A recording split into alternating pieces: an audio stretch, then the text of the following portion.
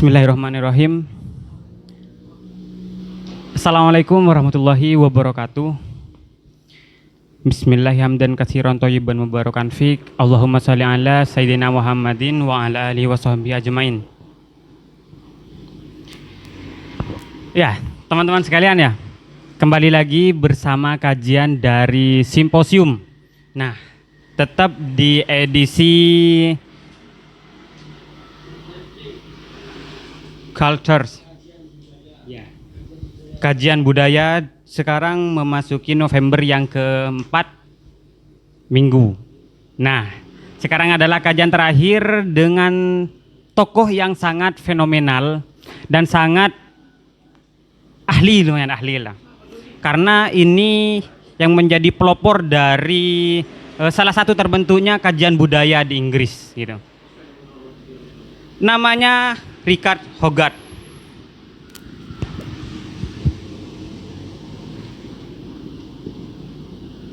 Richard H. Ada hanya bro.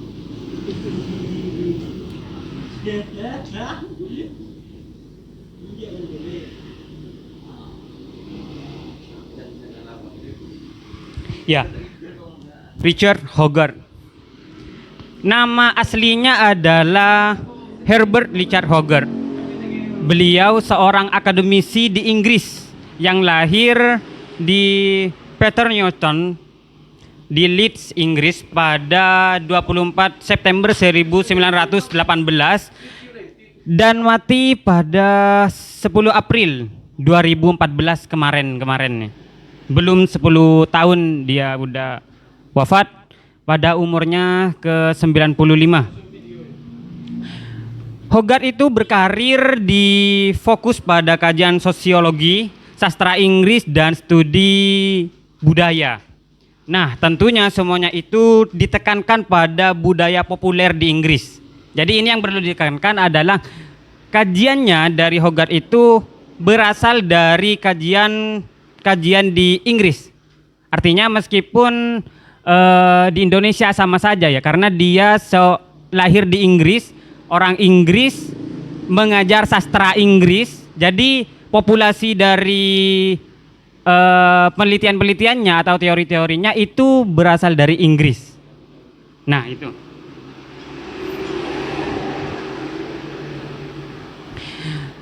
Teori-teori dari Hogarth itu tertuang dalam penelitian-penelitiannya.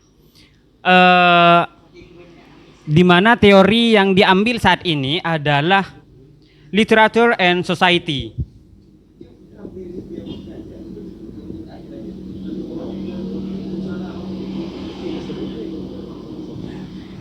Literature and Society. Nah, Literature and Society ini merupakan teori secara esensial yang mana itu banyak diterangkan dalam kajian-kajiannya atau dalam teorinya dari sebuah buku yang bernama The Use of Literacy. Ya, nama dari bukunya atau judul bukunya itu The Use of Literacy. Nah, ini sangat menarik karena kenapa? Karena Hogarth itu menjadi pelopor dari terbentuknya kajian-kajian budaya yang merupakan suatu kritik terhadap kajian-kajian budaya terdahulu yang diusung oleh Marxisme saat itu, oleh Karl Marx. Nah, buku ini muncul atau terbit pada tahun 1957 dan membahas pengaruh media massa di Inggris kala itu. Jadi budaya populer itu tidak lepas dari kajian tentang media massa atau industri budaya gitu ya. Kajian populer yang terjadi saat ini. Meskipun itu di Indonesia juga sama saja. Nah, di mana pada buku dalam The Use of Literacy itu dikaji tentang pengaruh media massa di Inggris, yang mana buku ini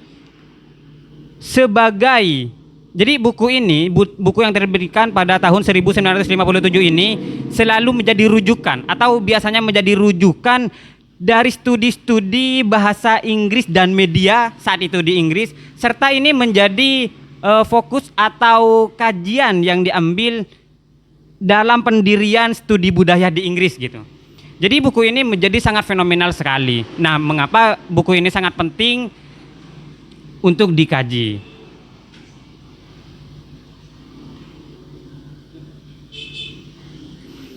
Isi dari secara esensi dari buku literasi itu membahas tentang perubahan budaya di Inggris yang disebabkan oleh masifikasi. Nah, ini teman-teman yang sangat menarik bahwa hubungan antara media massa dan masyarakat itu menurut Hogarth itu terjadi dengan adanya masifikasi. Atau bacanya ya, masifikasi gitu. Secara masif.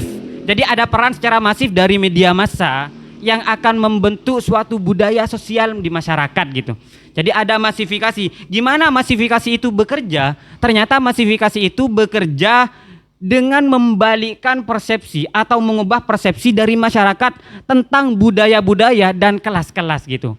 Yang dibanyak kritik oleh Hogarth itu perubahan dari budaya kelas pekerja yang ada di Inggris saat itu. Nah, argumen kuat dari Hogarth itu mengatakan bahwa para masyarakat saat ini masyarakat massal itu dibuat lebih mendesak. Jadi menanggapi sesuatu atau dari menyikapi sesuatu itu tidak berasal dari budaya-budayanya sendiri sekarang katanya. Tidak berasal dari budaya atau adat yang mendasar yang ada di daerah tersebut.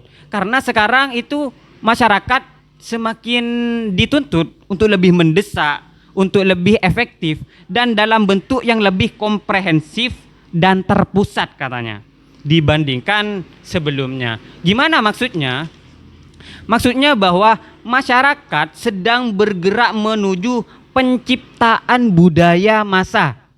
Nah, penciptaan budaya massa yang baru ini menurut Hogarth itu dampaknya adalah menghancurkan budaya-budaya masyarakat dari yang ada sebelumnya. Nah, ini kan tadi dijelaskan tentang adanya peran masifikasi. Masifikasi itu katanya bisa dibentuk atau terwujud dari maraknya majalah-majalah populer, surat kabar populer, dan juga film-film populer yang terjadi saat itu.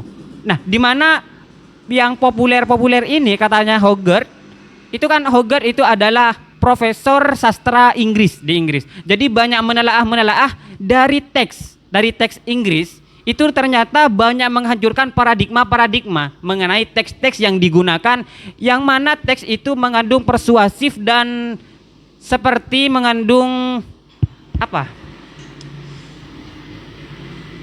Kalau mengompor-ngompori itu memprovokatif gitu katanya.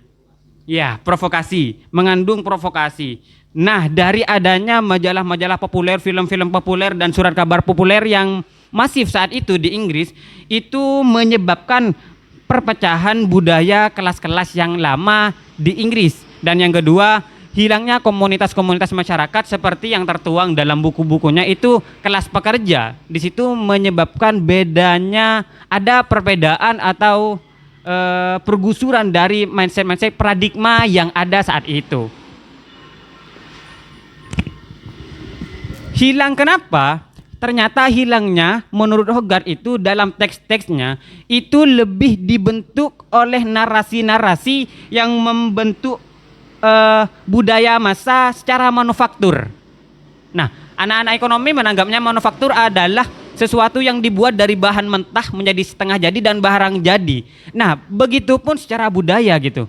Jadi katanya budaya-budaya yang dulu itu cenderung hilang dengan adanya masifikasi yang dibentuk secara manufaktur yang bekerja dan berkembang. Ciri-ciri dari adanya manuver-manuver tersebut ya, katanya Hogarth itu dengan kuatnya atau kejayaan Hollywood saat itu. Jadi pada tahun 1950-an ya, saat kejayaan Hollywood saat itu mengadopsi atau mengubah paradigma-paradigma di masyarakat Inggris terdahulu. Nah, ini menurut Hogarth disebut dengan fenomena alien, di mana dalam waktu yang sesingkat-singkatnya dan sepadat-padatnya muncul budaya baru, budaya elit yang tidak sesuai dengan budaya di Inggris saat itu, dan itu kental. Nah, itu fenomena alien katanya. Disebutnya fenomena alien karena datang secara tiba-tiba. Nah, fenomena alien ini teman-teman katanya langsung menjajah komunitas lokal yang ada di Inggris dan merampas ciri khas mereka. Nah, itu yang katanya ada pergusuran budaya saat itu, dari budaya lama menuju budaya massa. Budaya massa itu yang dihasilkan oleh masifnya berita-berita populer yang ada, yang itu dipengaruhi dari Amerika Serikat, gitu katanya. Jadi yang saya tangkap dari Hogarth sebenarnya, Hogarth itu bukan benci atau bukan tidak suka terhadap budaya populer saat ini. Dia bukan mengkritiki budaya populer, tapi dia mengkritiki proses dari terbentuknya budaya yang sangat singkat itu katanya. Jadi ada proses pembentukan budaya massa yang dipaksa oleh persepsi penguasa. Jadi ada di media massa katanya Hogarth itu ada kepentingan-kepentingan penguasa yang diciptakan dalam majalah, dalam surat kabar, dalam film atau dalam yang lainnya. Itu ada kepentingan-kepentingan tersendiri, baik itu menjajah secara ekonomi, menjajah secara keilmuan, yang itu mengkikis budaya-budaya lama yang ada di daerah tertentu. Nah, itu katanya juga masif terjadi di Asia, termasuk di Indonesia. Budaya-budaya seperti itu dari budaya-budaya luar. Menurut Hogarth itu budaya populer yang mestinya terjadi, budaya populer yang semestinya terjadi itu bukan dibentuk dari media massa. Jadi bukan ikut-ikutan. Dia tidak benci terhadap budaya populer, tapi dia benci terhadap budaya populer yang dibentuk dari latar belakang ikut-ikutan gitu. Ikut-ikutan budaya luar, ikut-ikutan budaya atau adat-adat di luar atau yang lainnya. Nah, tapi menurut Hogarth budaya populer memang seharusnya terjadi saat ini. Tapi idealnya budaya populer idealnya menurut Hogarth itu terbentuk dari integritas mendasar masyarakat yang berkembang. Jadi budaya yang awal ada itu tidak apa-apa menjadi populer, menjadi budaya populer atau budaya kekinian yang itu memang terbentuk dari integritas masyarakat itu sendiri yang berkembang katanya, bukan dari ikut-ikutan. Nah, di mana budaya populer yang dimaksud oleh Hogarth itu dari perkembangan masyarakat, tentunya sesuai dengan hukum dan adat setempat. Itu dari Richard Hogarth. Nah, kritik Richard Hogarth itu jadi ada 3 kategorisasi dari kultur budaya, itu kritiknya ada 3.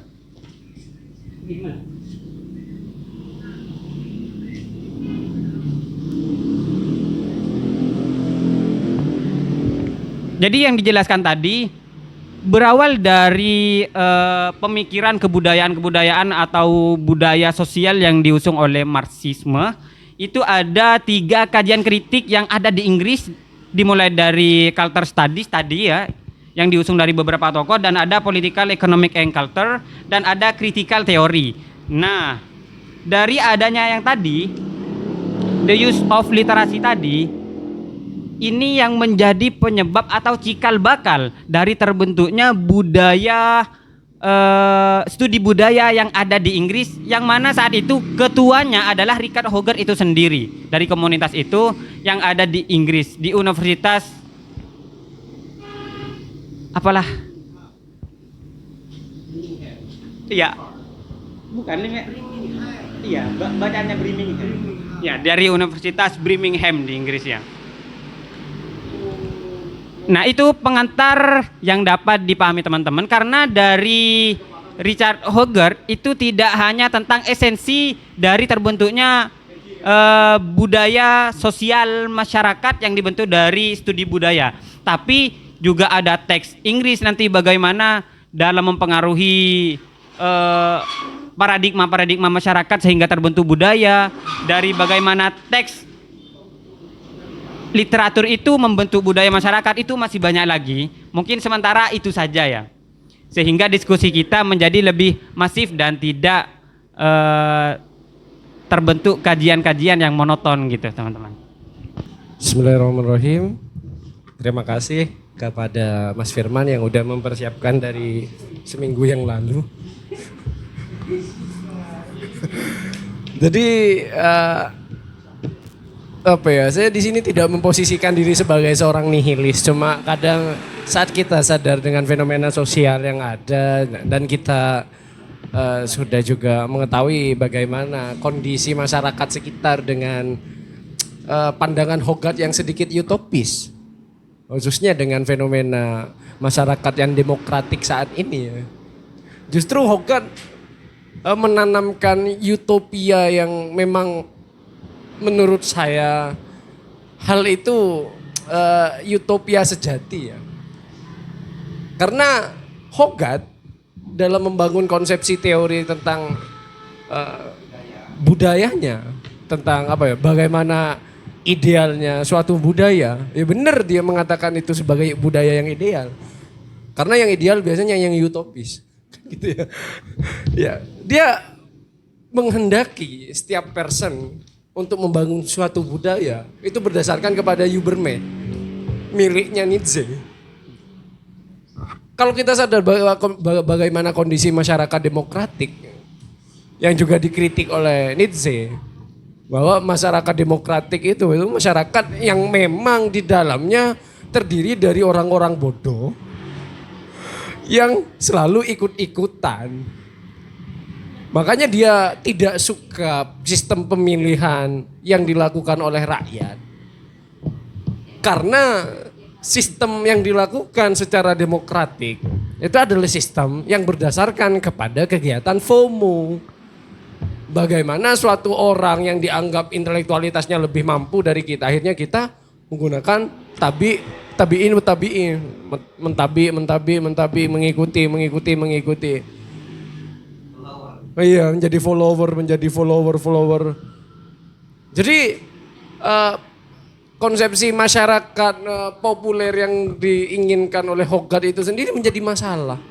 Karena didasarkan kepada integritas personal, yang integritas personal itu secara idealitas menuntut masyarakat secara personal itu menjadi Übermensch. Dan hal itu tidak mungkin terjadi di era masyarakat yang demokratik. Karena masyarakat demokratik itu adalah masyarakat yang lemah.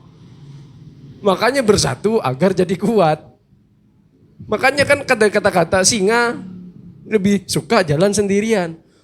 Makanya orang yang kuat itu adalah orang yang introvert. Wah iya, orang introvert itu orang kuat. Yang tidak disandarkan kebahagiaannya terhadap orang lain. Yang tidak disandarkan keinginannya terhadap keinginan orang lain. Yang tidak disandarkan apapun yang menjadi impiannya kepada realitas yang FOMO. Kan gitu ya. Jadi idealitas budaya populer yang ingin dibangun Richard Hogarth itu adalah idealitas yang utopis. Bagaimana menurut pendapat dari pemateri? Jadi kalau itu idealitas yang utopis, ya buat apa? Apakah Richard Hogarth itu memberikan step by step bagaimana cara membangun hal itu? Gitu. Kayak seperti tadi media massa itu mengandung kepentingan para penguasa, ya jelas lah. Di setiap masyarakat itu ada Übermensch-nya masing-masing. Misalnya di simposium di sini yang Übermensch Mas Firman, karena Mas Firman yang lebih mendalami kajian ini misalnya. Tapi kita uji kan sekarang. Nah seperti itu Mas. Nah sangat menarik ya. Karena kenapa? Ya sangat menarik ketika Richard Hogarth itu malah dikatakan utopis handal. Iya yang saya tangkap maksudnya. Karena kenapa? Itu Richard Hogarth itu bukan kepada membentuk budaya populer. Kalau yang saya tangkap itu bagaimana Richard Hogarth itu mengembangkan budaya massa itu bisa populer itu dengan adanya dari integritas masyarakat itu sendiri. Jadi bukan ada kepentingan integritas individu, tapi memang anggap ada suatu adat atau budaya menurut Richard Hogarth itu bisa berkembang dari integritas yang ada memang dari perkumpulan masyarakat itu sendiri. Jadi memang ada perkembangan seperti yang sekarang terjadi banyak di Indonesia ya, adat-adat atau yang lainnya yang awalnya kuno itu bisa upgrade menjadi lebih apa ya contohnya ya? Menjadi lebih modern tapi tidak menghilangkan esensi-esensi yang ada di zaman dulu gitu. Sehingga bukan zaman dulu sih, di adat-adat yang lama gitu, tidak menghilangkan adat-adat yang lama. Jadi kalau yang dikritik oleh Hogarth itu ketika di masa Inggris tahun 1950-an itu malahan kelas pekerja pun itu tidak merasa sebagai kelas pekerja, tapi merasa sebagai kelas perkotaan itu katanya kalau dalam bahasanya. Gimana kita sulit mengetahui budaya-budaya dari suatu daerah yang ada katanya. Jadi ada hancurnya atau hangusnya suatu budaya saat itu di Inggris. Itu yang dikritik oleh Hogarth dalam kritik budayanya. Nah, itu yang menjadi titik poin. Jadi bukan dari kepentingan ya. Kalau dibicarakan tadi bahwa dari media massa itu memang ada kepentingan individu. Tapi kalau dari integritas masyarakat itu lebih ideal katanya. Nah, tadi kan dibilang bahwa yang ideal-ideal itu biasanya orang-orang yang bodoh gitu. Karena Karena sesuatu ya, saya paham ketika kita mengidealkan sesuatu itu menunjukkan bahwa ketidakmampuan kita untuk keluar dari zona yang ada kan gitu kan ya. Tapi di lain hal itu Richard Hogarth itu berasal dari kritik apa bahasanya ya? Bukan.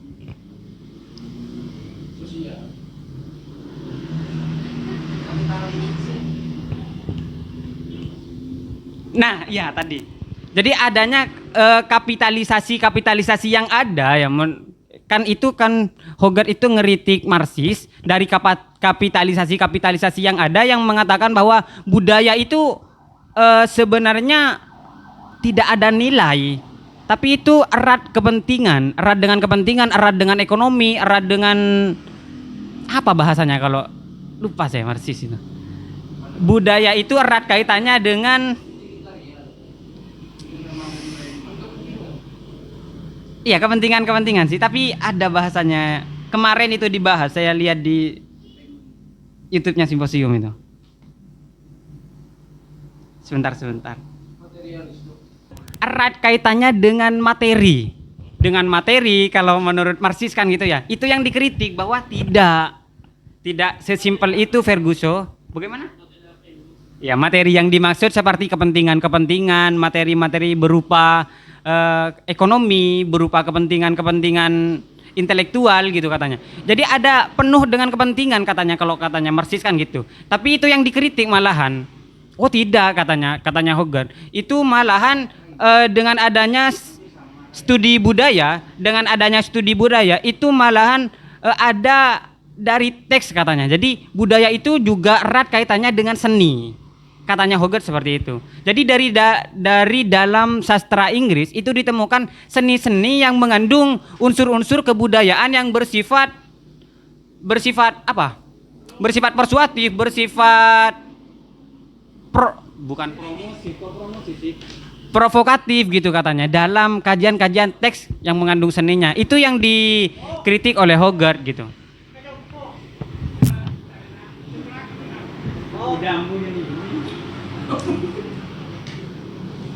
Ini panas. Ya mungkin itu tanggapannya ya. Ini panas membuat saya tidak fokus. Saya juga ini kalau dengar nama Richard Hogarth itu jadi ingat ke Harry Potter ya Pak ya. Kok ketawa Mas Irman?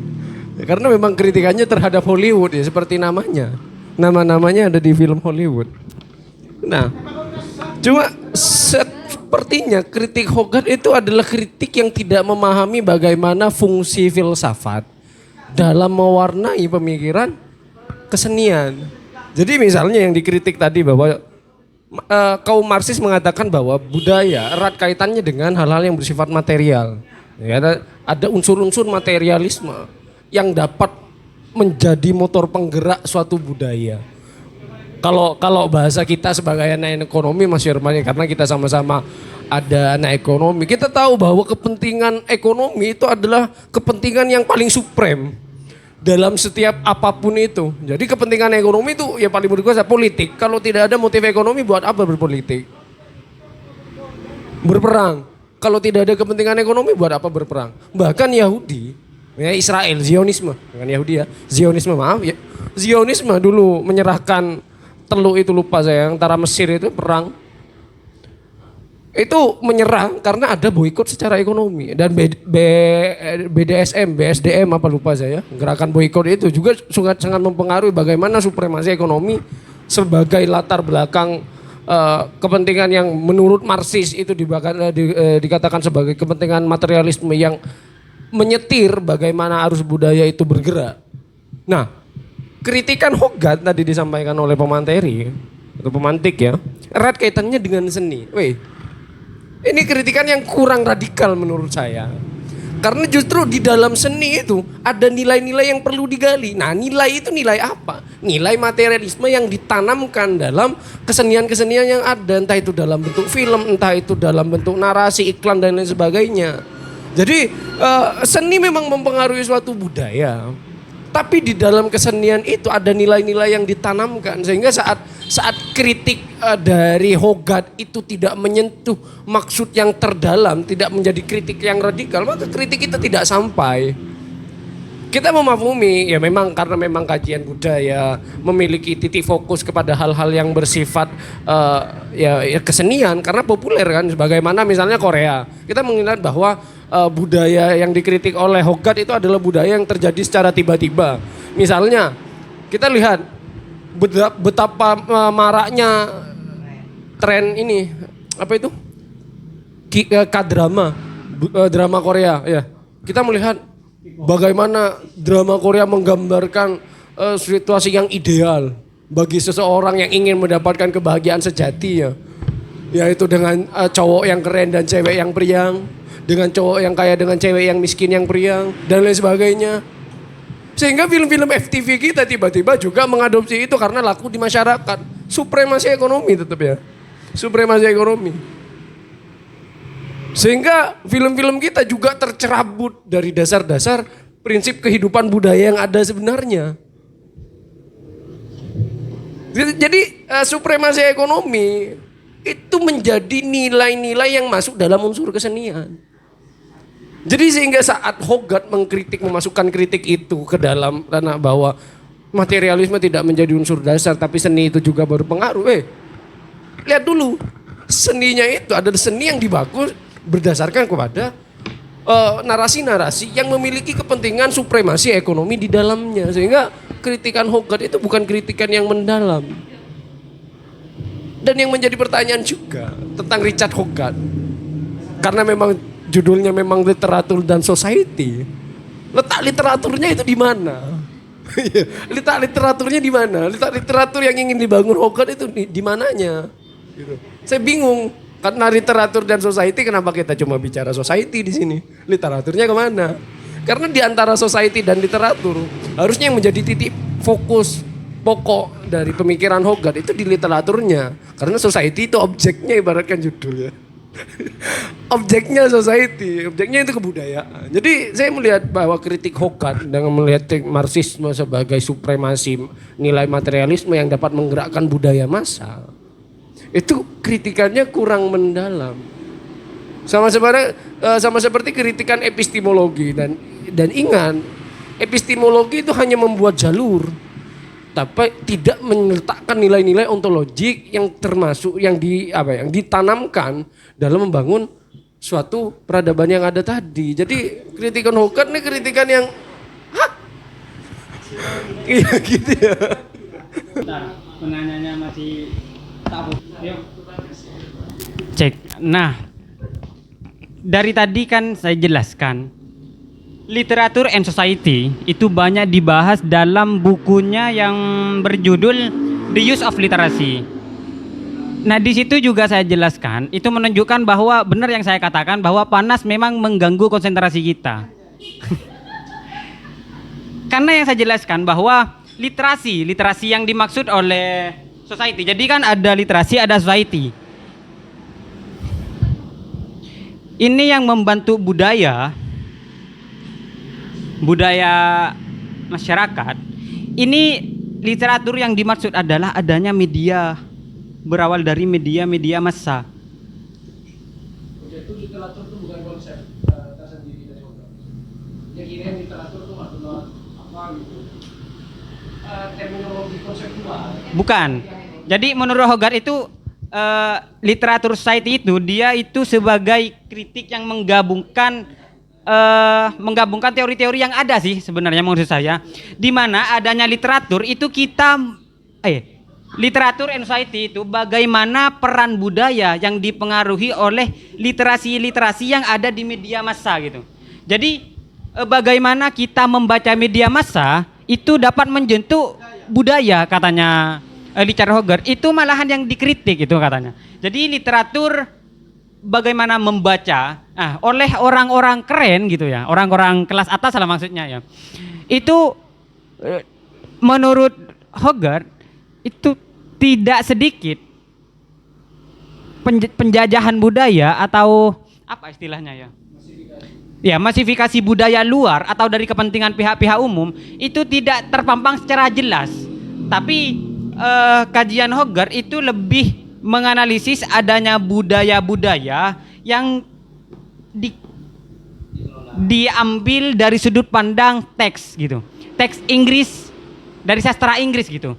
Jadi katanya itu ada dari majalah-majalah, dari adanya kabar berita, dari adanya film-film yang beredar saat ini, itu katanya kan mengandung sebuah seni-seni yang secara implisit, secara implisit itu tiba-tiba menghantui masyarakat dan itu muncul menjadi kebudayaan yang baru gitu katanya. Jadi itu letak literaturnya, bagaimana masyarakat membaca suatu yang viral ya, contohnya yang populer, itu langsung diadopsi oleh masyarakat. Itu sebenarnya tidak yang di titik poinnya bukan secara masuk kepada masyarakat untuk mengadopsi budaya-budaya baru, bukan di situ. Tapi lebih ke masifnya literatur yang didapatkan, itu katanya muncul budaya baru yang itu tidak secara fundamental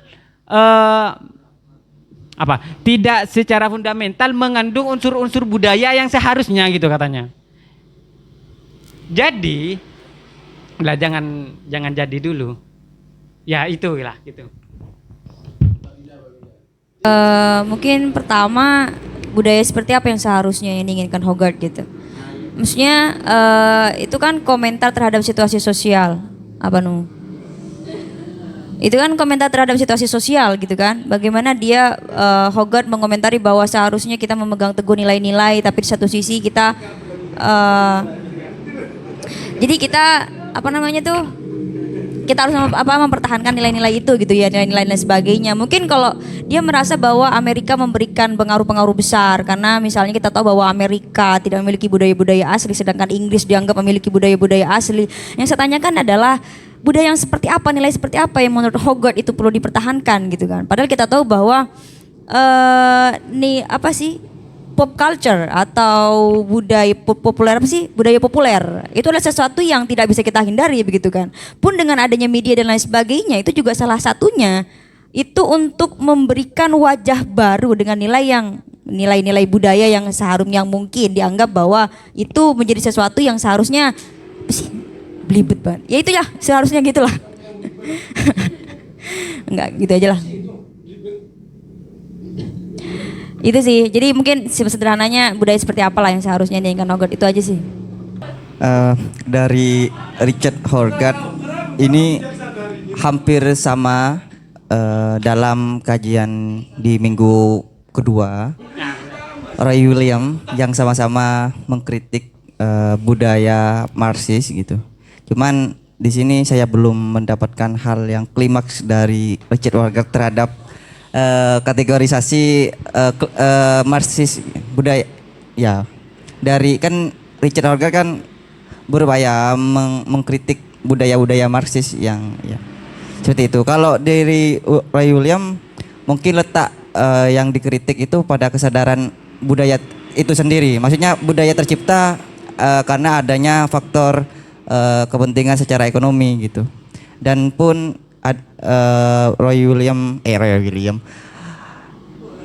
Richard William, sorry. Raymond William. sorry.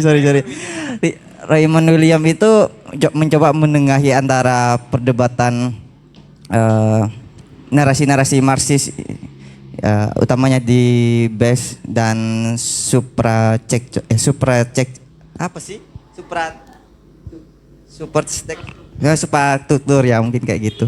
Nah, yang saya ingin tanyakan, letak pengkritikan dari Richard terhadap budaya Marxis itu di mana gitu ya. Dan satu lagi, sebenarnya Richard Hogarth itu mengartikan budaya seperti apa sih? Oh, Ya, Richard Hogarth itu mengartikan budaya itu seperti apa gitu. Ya, itu. iya. Ada dua. Tapi sepertinya pertanyaan yang kedua lebih seksi gitu. Lebih enak untuk dikaji, bukan untuk dilihat tapi. Karena yang pertama seperti gak makan. Nah, menarik ketika Richard Hogarth itu dikaitkan dengan Raymond William.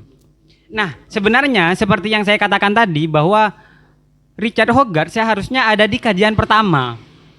Karena Richard Hogarth itu yang mempelopori dari terbentuknya culture studies. Nah, dalam culture studies itu kan Richard Hogarth 1950-an. Nah, baru ini sepertinya kalau bisa saya bukan simpulkan sih, saya ambil benang merah bahwa Richard Hogarth itu mengkritik secara sederhana dan itu menemukan esensi, ternyata letak kritikannya di bagaimana media massa mempengaruhi budaya masyarakat gitu.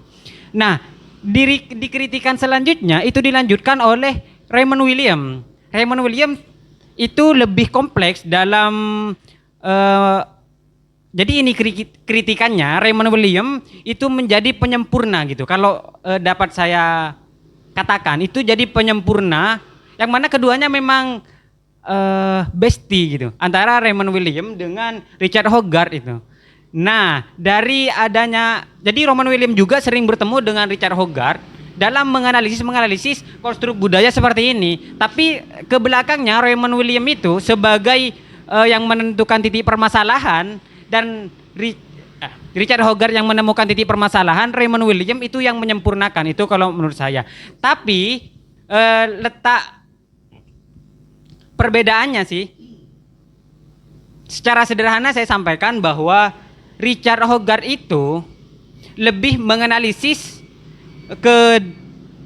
mengapa masyarakat itu dapat terpengaruh oleh budaya-budaya luar melalui literatur.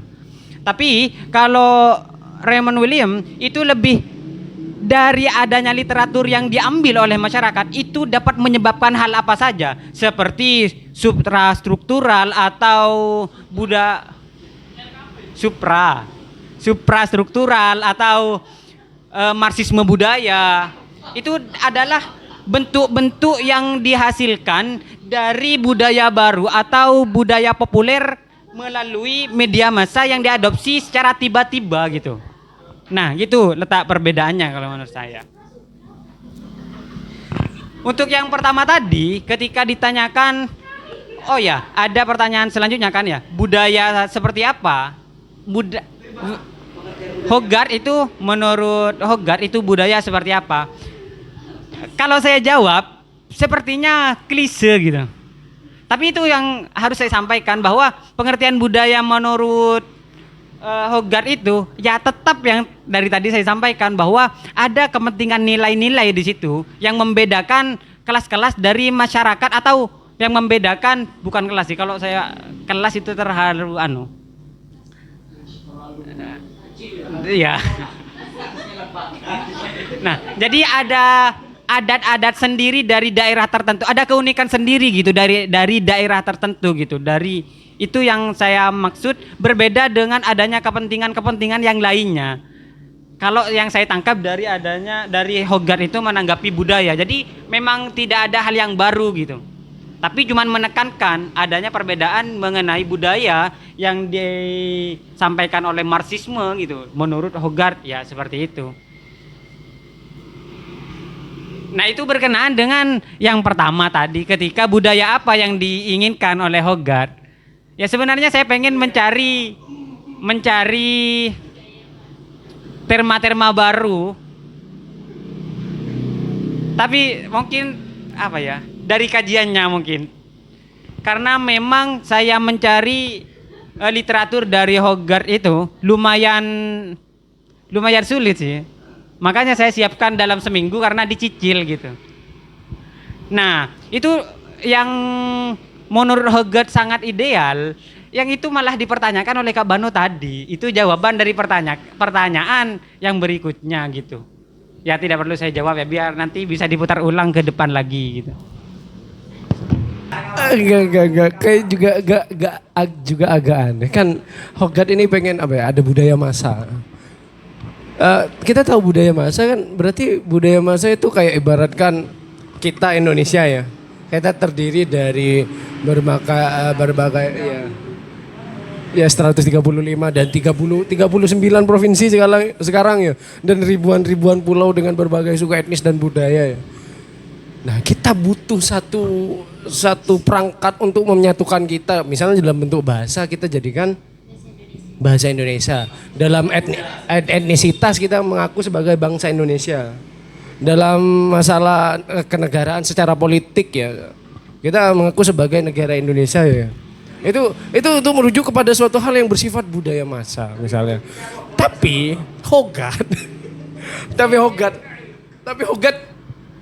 juga ingin menekankan bagaimana budaya massa itu juga mengakar pada budaya masing-masing yang ada, budaya yang sudah ada terdahulu misalnya.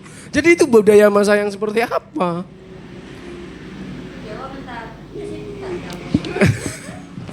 Budaya massa yang seperti apa? Ini kita mau budaya massa, kita harus berani menanggalkan identitas entah itu identitas etnis, identitas apa dan identitas apapun itu yang ada di belakang kita untuk mencapai suatu bentuk persatuan, namanya budaya massa. Kalau dalam sistem ekonomi kita sadar, gak ada yang penting kecuali cuan, kecuali materialisme. Dan budaya massa yang bersifat materialis yang diusulkan oleh Marxis itu lebih rasional. Karena memang secara tidak langsung dengan sukarela pun kita akan meninggalkan itu. Makanya kalau kita lihat budaya pop itu budaya flexing. Iya, budaya flexing Korea. Mana Korea menampilkan kemiskinan? Cuma film Indonesia yang menampilkan rumah gubuk. Dan sekarang pun itu sudah tidak laku, Mas. Ya. Iklan azan itu gimana? Nah itu, ya saya nggak ikut-ikutan itu ya, Mas. Jadi budaya massa, kita ingin merujuk kepada budaya massa. Tapi budaya massa yang tidak lupa terhadap budaya personal, budaya-budaya yang masing-masing yang sudah ada itu gimana itu? Klise itu menjadi. Jadi Hogarth itu menawarkan budaya yang ideal itu budaya yang klise maksudnya. Lebih rasional budaya yang dianjurkan Marx, sebagaimana materialisme menjadi budaya massa. Jadi karena sudah berbicara tentang uang, kita tidak akan berbicara lagi tentang etika, tidak akan berbicara lagi tentang ini itu. Karena kata orang Madura, uang tidak ternyata Marxis orang Madura ya. Tidak ternyata keng mungkin raton kibad.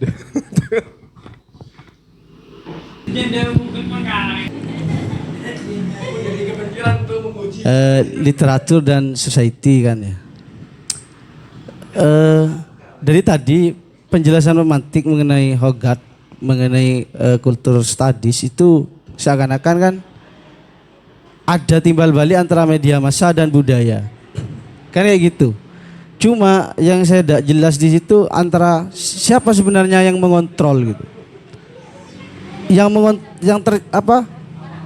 Kan mestinya kan terjadi kontrol penggerak lah. Bahasa sederhananya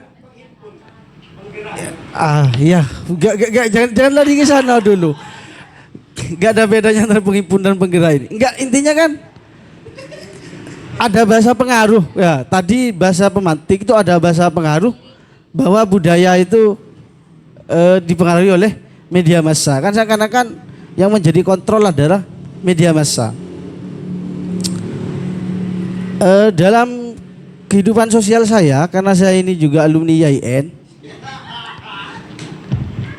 kalau Anda membaca karya-karya anak IAIN dan bandingkan dengan karya-karya non IAIN, itu ada signifikan perbedaan yang sangat jauh. Misal, kalau IAIN tuh biasanya aku bangga jadi anak muslim, misal kayak gitu kan.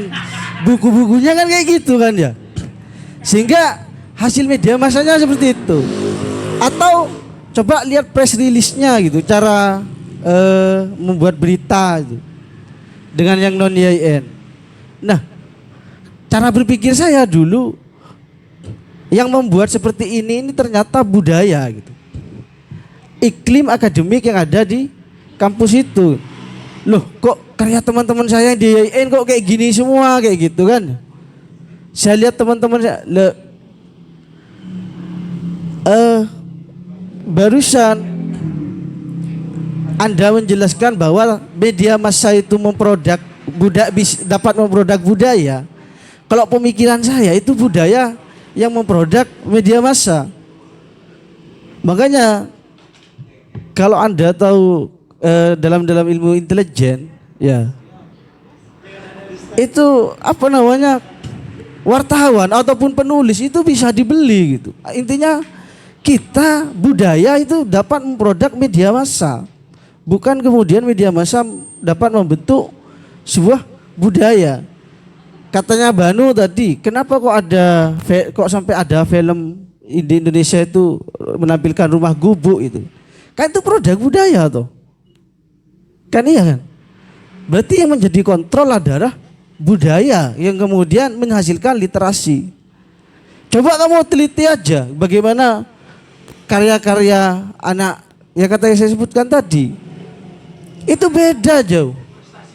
Misal kalau Banu membuat sebuah buku pacaran secara Islami misal, kan biasanya kelihatan tuh backgroundnya, oh wajar alumni IAIN kayak gitu kan ya. Tapi kalau Bang Faruk membuat buku itu direktor misal, itu beda karena jebolan UGM misalnya. Misalnya kayak gitu ya, ada tarik ulur loh di budaya mahasiswa kita kan ada seperti itu. Saya biasanya kalau lihat media itu kayak perihal politik Tribun itu kan ya. Tribun itu kan media lokal yang internasional kan kayak gitu. Dan beda sekali kalau kita mengklik yang lain kayak Kompas dan lain sebagainya, itu bisa ditarik ke atas backgroundnya, siapa memegang kendalinya, oh backgroundnya seperti itu. Nah dari sini saya berangkat berpikirnya saya dulu terjadi seperti ini akibat produk budaya yang seperti itu. Sehingga wajar kalau anak IAIN cara buat bukunya ya seperti itu.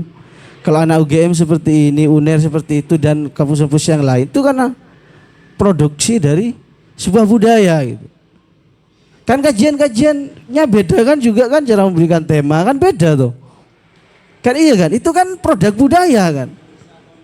Misal Mbak Winda gender muslimah, iya kan ya, gender muslimah memandang gender gitu kan. Kan di IAIN kan kayak gitu misal. Itu kan produk budaya ya. Ya kajian-kajiannya kegalauan misalnya dan sebagainya lah.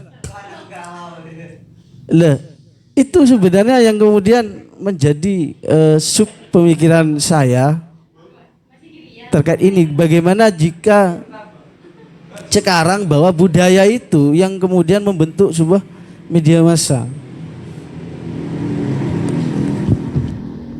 Ini yang saya katakan menarik. Karena pertanyaan dari Prof. Mis itu biasanya tidak ada dalam teks gitu.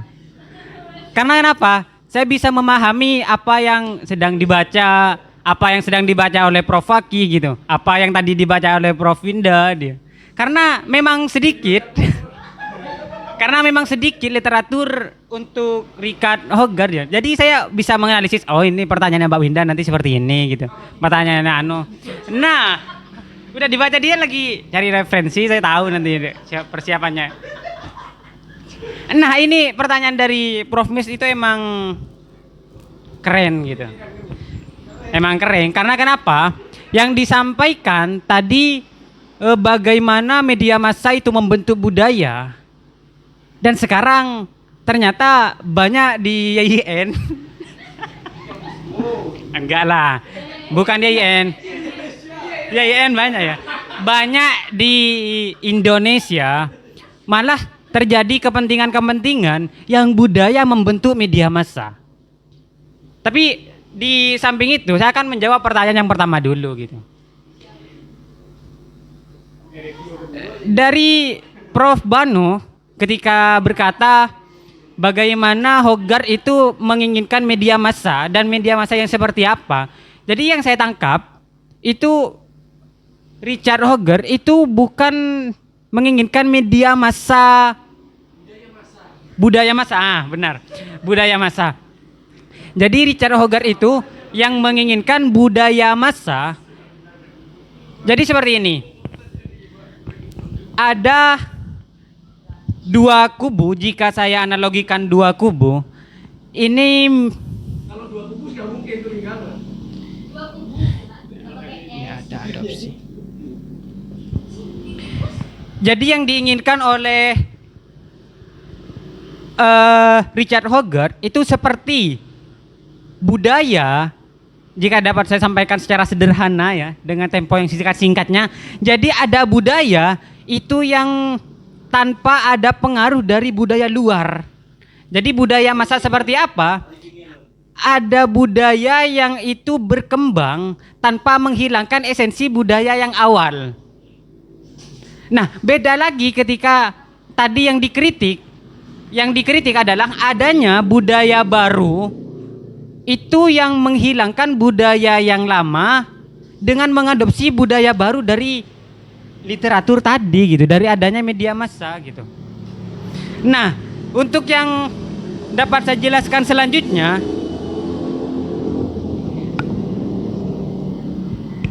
jadi ada peran yang dikritik itu ada 3 kubu lagi ya. Jadi di sini ada media massa,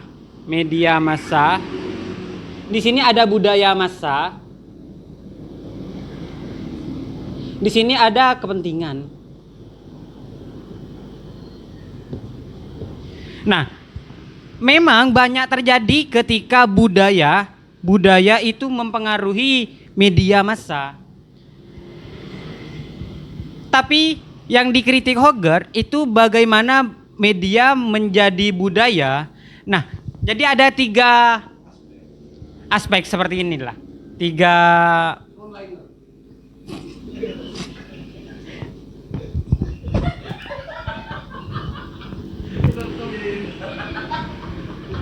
Jadi ada 3 aspek yang mana ada timbal balik dari budaya massa dengan media massa dan dari media massa ke budaya massa. Jadi seperti contoh nih, kalau simpelnya di Indonesia itu bisa kita ambil contoh mengapa aplikasi e-commerce T itu ditutup.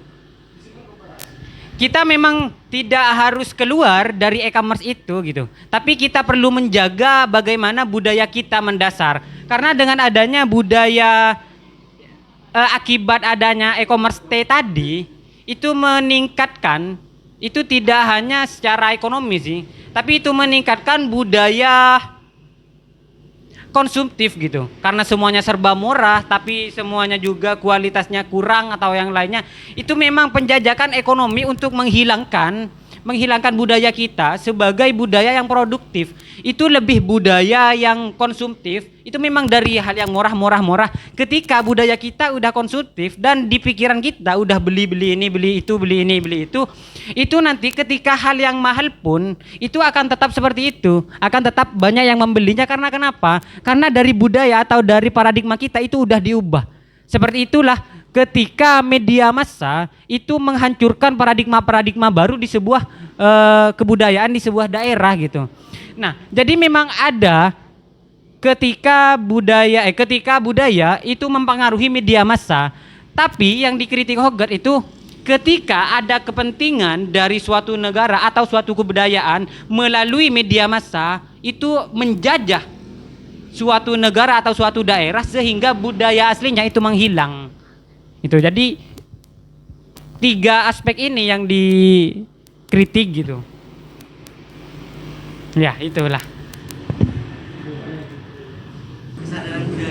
Itu bukan wahyu yang tiba-tiba muncul dan tanpa pengaruh apapun begitu ya. Bukan sesuatu yang primordial muncul begitu. Pun dengan budaya Inggris. Bagaimana misalnya kita balik?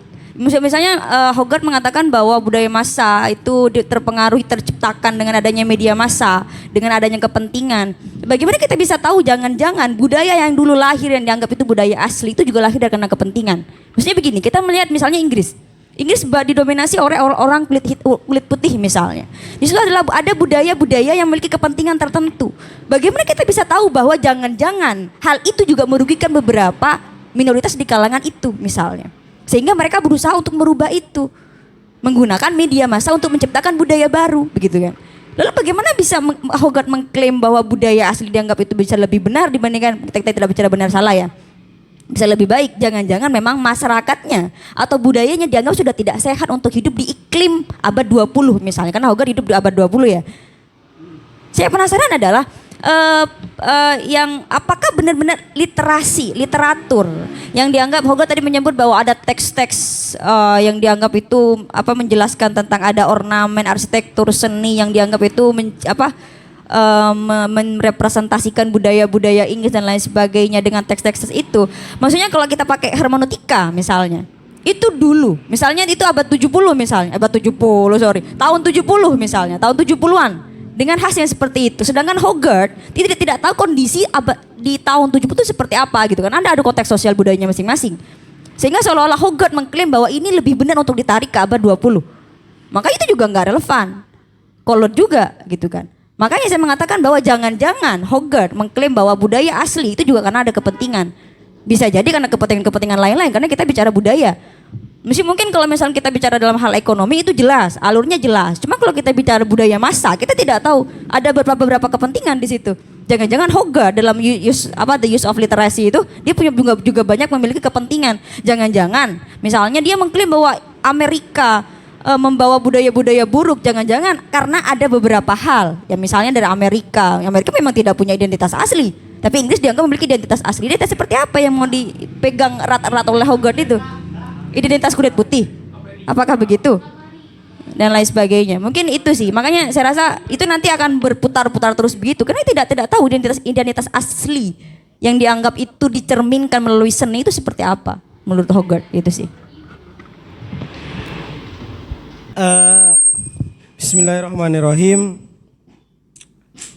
Dalam bukunya bahasa Inggrisnya itu the use of literacy ya. Penggunaan sastra mungkin.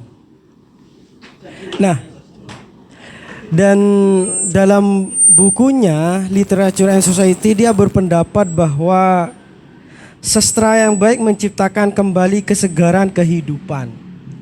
Yang mana dia berpandangan bahwa pada masa itu dan pada masa saya ini itu ada perbandingan yang sangat jauh di situ. Nah, sehingga untuk meminimalisir dari hal itu, makanya Hogarth itu lebih fokus jangan sekali-kali meninggalkan sejarah dan moral di situ. Konteks moral konteks itu. Redaksinya moral konteks di situ. Jadi konteks moral. Lah enggak, saya enggak mau ini cuma ada beberapa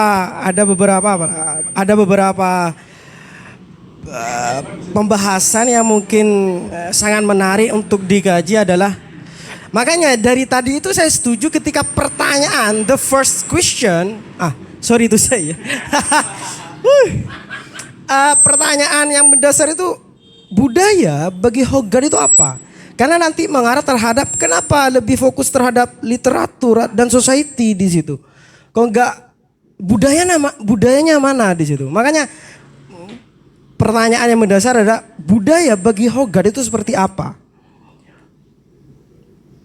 Agar ini lebih oke lah bahasanya pemantik itu produktif mungkin ya diskusi pada sore hari ini gitu. Mungkin sekian.